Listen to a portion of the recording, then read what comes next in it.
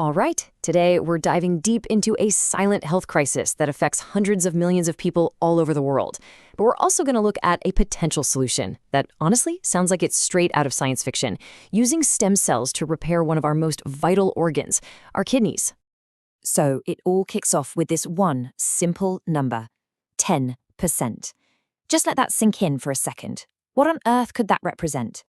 Yep, that's the percentage of the entire world living with chronic kidney disease, or what doctors call CKD. We're not talking about some rare, obscure illness here. This is a massive, widespread crisis that touches the lives of millions upon millions of people. So look, before we can even get to the amazing potential of stem cells, we first have to really understand the problem they're up against. And this is a big one, a silent global problem. So let's get a handle on what CKD actually is. Okay, so what is chronic kidney disease really? Well, at its very core, it's all about losing these tiny, tiny filtering units inside our kidneys. They're called nephrons. You can think of them as millions of microscopic little water purifiers. And when they start to break down and fail, the whole system just gradually begins to shut down.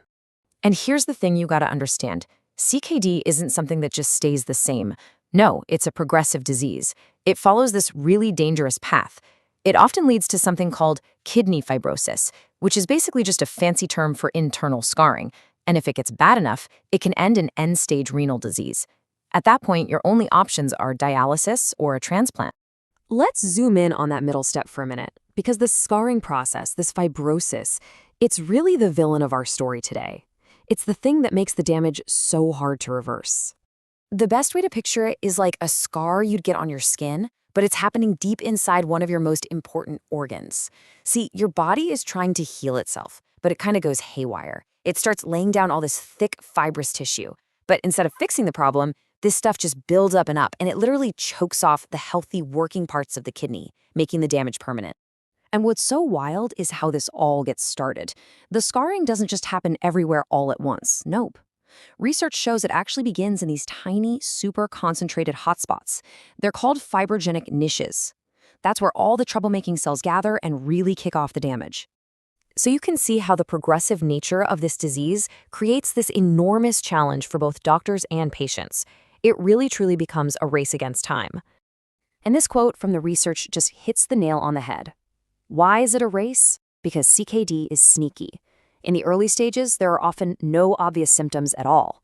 So by the time someone finally feels sick enough to go see a doctor, the damage inside can already be at a stage where it's, well, irreparable. But what if we could do more than just try to slow down the scarring? What if we could actually help the body repair itself? Well, this is where the hero of our story comes in: stem cells. Now, scientists are zeroing in on a very specific type of cell. They're called mesenchymal stem cells, or MSCs for short, and they're taken from human umbilical cord blood.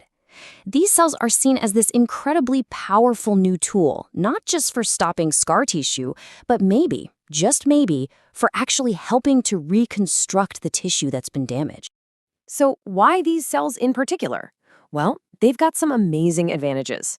They're super versatile, they can be preserved for a really long time, and here's the kicker, they already have a proven track record of fighting this exact kind of scarring, fibrosis, in other organs, like the liver and the lungs. Okay, so we've got our hero cell, but hang on, because the story takes a really cool twist right here.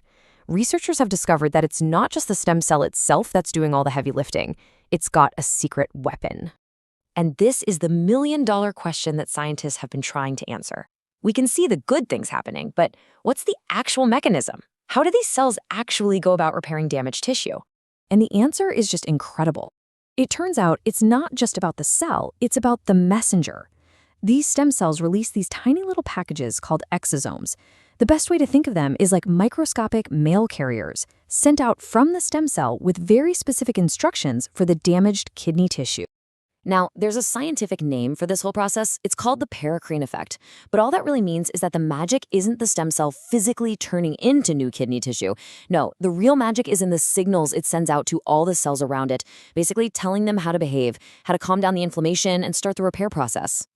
So what's inside these little messages? Well, they are packed with powerful biological instructions, things like growth factors and other signaling proteins. And their mission is crystal clear. knock down the inflammation that's driving all the scarring, and kickstart the body's own natural repair mechanisms. And that right there is the key takeaway. The most promising path forward isn't just using one or the other. It's this incredibly powerful dual approach, using the stem cells as these little on-site factories, and using their exosomes as the healing messages delivered exactly where they need to go. This is the new frontier. And this leaves us with a truly fascinating final thought. This research points to a huge shift in how we think about medicine. Maybe, just maybe, the future of healing isn't always about replacing broken parts. Maybe it's about finally understanding and harnessing the secret language our cells use to talk to each other. I mean, what else could we fix if we could finally learn to speak their language?